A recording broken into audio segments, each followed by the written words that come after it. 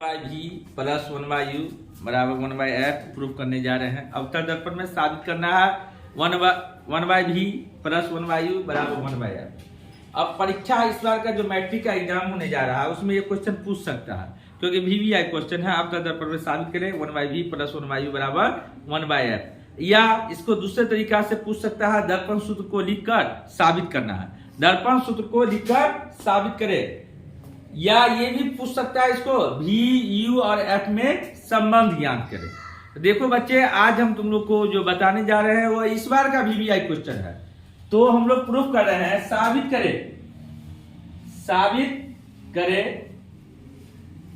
1/v plus 1/u बराबर 1/f। या दर्पण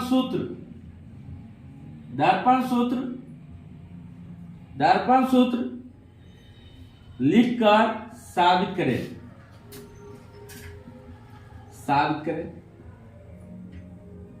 या दूसरा इसको कह सकते हैं, दूसरा क्वेश्चन इसको कह सकता है V, U और F में संबंध ज्ञात करें।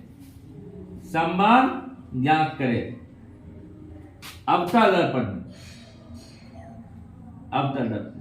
तो हम लोग इससे पहले हम लोग पढ़ चुके हैं। अवतल दर्पण किसको कहते हैं? वैसा दर्पण जिसका परावर्तक सतह केंद्र की ओर हो, वक्ता केंद्र की ओर हो, उसे क्या कहते हैं? अवतल दर्पण। अवतल दर्पण किसको कहते हैं? वैसा दर्पण जिसका वक्ता केंद्र दर्पण के परावर्तक सतह की ओर हो, उसे क्या कहेंगे? अवतल दर्पण कहेंगे। देखो तो अवतल दर्पण हम बना रहे हैं तस्वीर। ये दर्पण हुआ, इसका परावर्तक सतह ये हुआ और ये पॉलिश किया गया सतह है। तो परावर्तक सतह किधर है? केंद्रक की ओर है। देखो यहाँ वक्ता केंद्रक है, यहाँ F है और ये P है, ये C है। और हमको प्रूफ करना है 1/v प्लस 1/u बराबर 1/f। इसमें वस्तु को, ऑब्जेक्ट को C और अनंत के बीच में रखते हैं। A भी कोई वस्तु है, B से कोई किरण मुख्य अक्ष के समांतर दर्पण पर आती है जो फोकस से होती हुई चली जाती है। एक दूसरी किरण B से निकलती है जो C से होती हुई चली जाती है। ऐसे आता है। अब B से BQ है, Q से QT, इस पर लंब डालते हैं, AB पर लंब डालते हैं। फिर से हम आप लोग को बताने जा रहे हैं। देखिए इसको लिखना कैसे होगा। प्रूफ लिखेंगे। अब प्रूफ लिखने के बाद इसका नामकरण कर देंगे, नाम लिख देंगे MM-। अब हम लिखेंगे MM- एक अवतल दर्पण है। MM- कौन सा दर्पण है? अवतल दर्पण है। P क्या है? ध्रुव है। F क्या है? फोकस है। C क्या है? वक्ता केंद्र है। और A भी कोई वस्तु है। B से BQ कोई किरण मुख्य अक्ष के समांतर दर्पण पर आती है।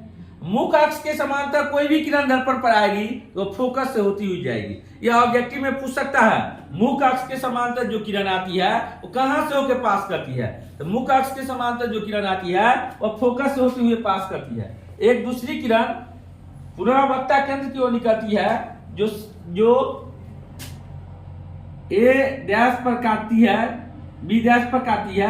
B' से A' लंब डालते हैं, जो क्या है? एक वस्तु है। वस्तु का ये क्या है? प्रतिबिंब है। सॉरी, प्रतिबिंब बना। अब हम यहां से लिखेंगे माना MM- एक अवतल दर्पण है। P ध्रुव है, F फोकस है, C वक्ता केंद्र है। A भी कोई वस्तु है।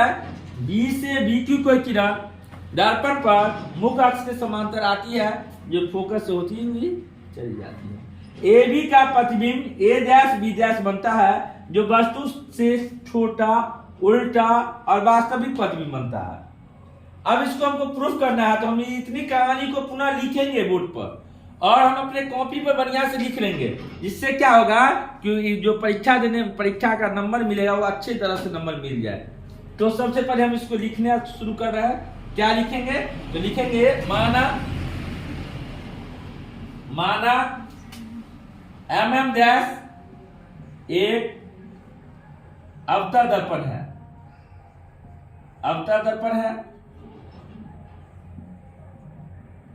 P ध्रुव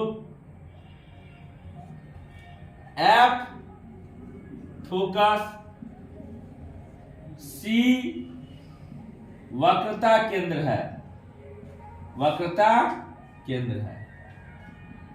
ए भी कोई वस्तु है, ए भी कोई वस्तु है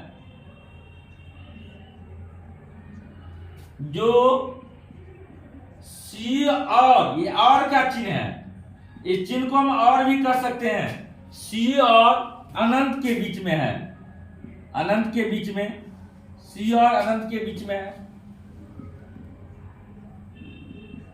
बीच में है, जिसका प्रतिबिंब, जिसका प्रतिबिंब ए डैश बी डैश उल्टा वस्तु से छोटा, छोटा वास्तविक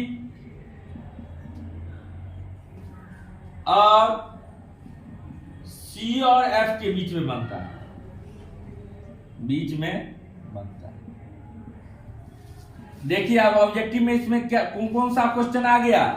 पहला क्वेश्चन आएगा मुख्य अक्ष के समांतर किरण दर्पण पर आती है तो कहां से होकर जाती है, तो मुख्य अक्ष के समांतर कोई भी किरण आएगी तो फोकस से होकर ही जाएगी, तो क्लियर हो गया है वो। दूसरा क्वेश्चन है वस्तु को सी और अनंत के बीच में रखेंगे तो प्रतिबिंब कैसा बनेगा, तो वस्तु को सी और अनंत के बीच में रखेंगे तो प्रतिबिंब वस्तु से छोटा, वास्तविक, उल्टा और सी और एफ के बीच में बनेगा। देखिए ऑब्जेक्टिव में कैसे क्वेश्चन पूछेगा, वस्तु को सी और अनंत के बीच में रखते हैं तो प्रतिबिंब कहां बनता है, प्रतिबिंब कहां बनता है, सी और एफ के बीच में, उल्टा बनता है, वास्तविक बनता है, वस्तु से छोटा बनता है। हम लोग का क्लियर हो गया। अब इतना क्लियर होने के बाद हम लोग प्रूफ करने जा रहे हैं। तो सबसे पहले यहां देखते हैं ये त्रिभुज में बी ए सी, ये त्रिभुज, ये छोटका त्रिभुज है ए डैश बी डैश सी में, यहां लिखेंगे त्रिभुज ए बी सी समरूप त्रिभुज ए डैश बी डैश सी। समरूप कैसे होगा, तो समरूप होने के लिए हम देख सकते हैं ये 90 डिग्री, ये भी 90 डिग्री, ये कोण इस कोण के बराबर है, तो शेष कोण के बराबर हो सकता है। तो हम कहेंगे दोनों त्रिभुज समरूप है, लेकिन उसको प्रूफ नहीं करना है समरूप है, हम समरूप के नियम पर खाली चढ़ जाएंगे। तो समरूप का नियम क्या है, यदि दो त्रिभुज आपस में समरूप हो तो उनके भुजा अनुपातिक होते हैं, उनके भुजा क्या होते हैं, अनुपातिक होते हैं। तो अनुपातिक होते हैं, भुजा अनुपातिक होते हैं, तो क्या लिखेंगे ए बी बट्टा ए डैश बी डैश। अब यहां पर लिखेंगे ए बी बट्टा ए डैश बी डैश बराबर ए सी बट्टा A dash C, A dash equation. आप समीकरण 1 लिख दिए, फिर से देखना हमको ए बी बट्टा ए डैश बी डैश ए सी बट्टा ए डैश सी इक्वेशन। अब लिखेंगे पुनः त्रिभुज। अब ये बड़ा त्रिभुज, ये त्रिभुज और ये त्रिभुज में, ये त्रिभुज और ये त्रिभुज, यहाँ क्यू से क्यू टी लंब डाले थे, ये दोनों त्रिभुज में हमको लेना है, त्रिभुज क्यू टी एफ और त्रिभुज और क्या हटा देते हैं, इसको समरूपे कर देते हैं, त्रिभुज ए डैश बी डैश एफ में। ये दोनों त्रिभुज में फिर भुजा अनुपातिक होगा, इसका भुजा कितना है क्यू टी बट्टा A dash B dash, Q T बट्टा ए डैश बी डैश बराबर हम लिख सकते हैं। अब इसका कितना है टी एफ है, टी एफ बट्टा एफ ए डैश इक्वेशन। ये जो ए बी है और ये क्यू टी है, समांतर रेखा के बीच की दूरी है, तो हम यहां पर लिख सकते हैं ए बी बराबर होगा, ए बी बराबर क्यू टी हम आराम से लिख सकते हैं, क्योंकि समांतर रेखा के बीच की दूरी हमेशा समान होता है, इक्वेशन 3। अब हम लिखेंगे समीकरण 1, 2 और 3 से, समीकरण 1, 2 और 3 से, समीकरण 1, 2 और 3 से। तो देखिए इधर का ये इसका LHS इसका LHS बराबर हो जाएगा, तो RHS भी बराबर होगा, तो RHS में हम लिख सकते हैं AC बट्टा A डैश C बराबर होगा TF बट्टा FA डैश। अब ऊपर बना हम साफ कर देते हैं, क्योंकि तुम लोग लिख लिया होगा। अब देखो यहां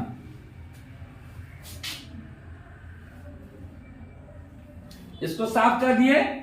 अब है AC बट्टा A', AC जो है यहां, AC जो यहां है, जितना भी दूरी लेंगे ध्रुव से यहां से दूरी नापेंगे तो AC के बदले हम लिख सकते हैं PA माइनस PC। इसको हम लिखेंगे PA माइनस PC बट्टा, अब ये A', है A' ये हुआ PC minus PA', PC minus PA' बराबर होगा TF।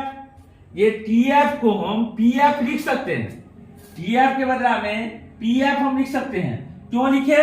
यदि दर्पण का वक्र बहुत ही छोटा हो तो P T के बहुत ही नजदीक होगा तो TF बराबर PF बता देते हैं, उसको लिखा देते हैं हम लोग। FA', देखो FA' यहां है, FA' को हम लिख सकते हैं PA', फिर से देखिए FA' को हम लिखेंगे PA' माइनस PF। अब एक लाइन हम यहां से लिख सकते हैं, यदि दर्पण का वक्र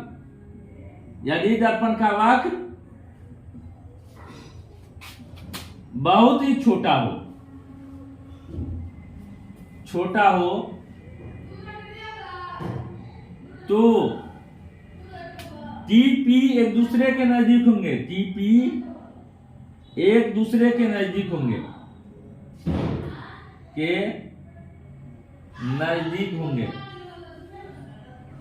तो नजदीक होंगे तो क्या होगा, ये जो TF है वो PF के बराबर हो जाएगा, PF लगभग TF के बराबर हो जाएगा, लगभग बराबर हो जाएगा। अब ये जब लगभग बराबर हो जाएगा तो हम लोग चलते हैं ऊपर। PA जो यहां से PA है, PA ये वस्तु की दूरी है, ये वस्तु है, ये क्या है, वस्तु है, यहां हम वस्तु लिख सकते हैं। ये क्या था, प्रतिबिंब है। अब ध्यान देने की बात है, इधर की दूरी जो क्या होगा, ऋणात्मक होगा। ध्रुव से बाएं तरफ का दूरी ऋणात्मक लेंगे, क्योंकि हम लोग मैथ में भी पढ़ते हैं और इसमें है परावर्तक सतह की ओर की दूरी ऋणात्मक होती है, तो इसकी दूरी ऋणात्मक होगा। तो अब PA का मान, P से A वस्तु है तो वस्तु की दूरी को क्या से लिखते हैं, U से। वस्तु की दूरी को किससे लिखते हैं, U से। तो हम सबसे पहले इसको क्या करेंगे, U लिख देंगे। इधर का दूरी है तो इसको माइनस U कर देते हैं। P से C वक्ता त्रिज्या है, वक्ता त्रिज्या को लिखते हैं R से, इधर का दूरी है तो माइनस R कर देते हैं।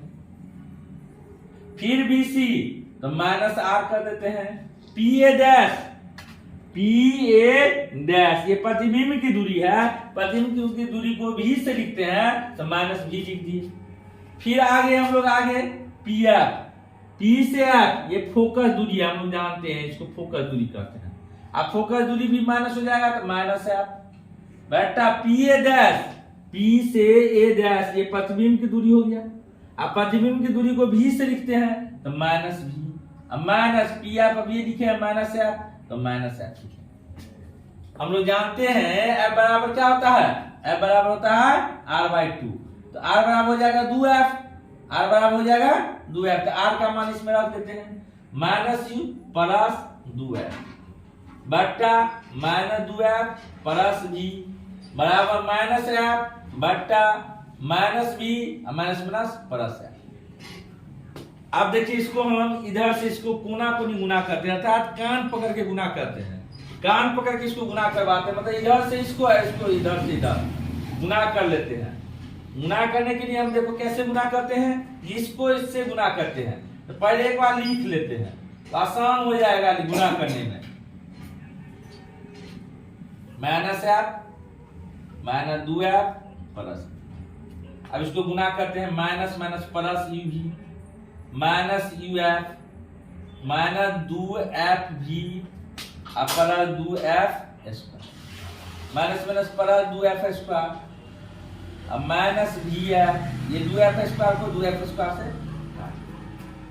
U भी को इधर रख देते हैं, ये माइनस UF को उधर ले जाते हैं, माइनस UF को उधर ले जाते हैं तो प्लस UF हो जाएगा, माइनस है उधर जाएगा तो 2F भी हो जाएगा। अब माइनस VF है ये फिर ध्यान से देखने की बात है,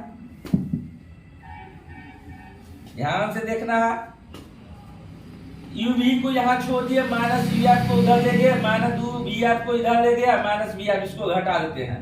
UV बराबर UF, ये दोनों घटाएंगे तो आएगा प्लस VF। अब क्या करते हैं, दोनों तरफ UVF से भाग दे देते हैं, या UVF कॉमन ले देते हैं तो भी होगा। UVF से भाग दे देते हैं, UVF से भाग देते हैं। UVF से भाग देने पर UV कट जाएगा, UF से UF कट जाएगा, VF से VF कट जाएगा। अब आ गया क्या, 1/F बराबर 1/V और प्लस 1/U।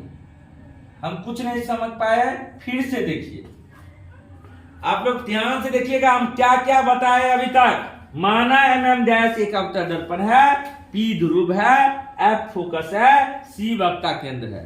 A भी कोई वस्तु है जिसका प्रतिबिंब A डैश B डैश बनता है, जो उल्टा बनता है, वस्तु से छोटा बनता है और वास्तविक बनता है। अब इतना जानने के बाद हम ये त्रिभुज और ये त्रिभुज लिए थे, दोनों त्रिभुज को क्या किए, समरूप किए। समरूप करने के बाद हम देखे कि AB बट्टा A dash B dash, AC बट्टा A dash B dash, equation 3। अब हम लोग समीकरण 1 में देख सकते हैं, समीकरण 1 में ये था। समीकरण 2 में था त्रिभुज इसमें और इसमें लिए थे, QT बट्टा A dash B dash, FT बट्टा A डैश है। समीकरण 2 AB बराबर QT, ये दूरी सूत्र से। समीकरण 1, 2 और 3 से यहाँ आ गए थे हम लोग। आने के बाद अब इसको सॉल्व कर लिए। इस तरह हम लोग 1/V प्लस 1/U बराबर 1/F प्रूफ कर दिए।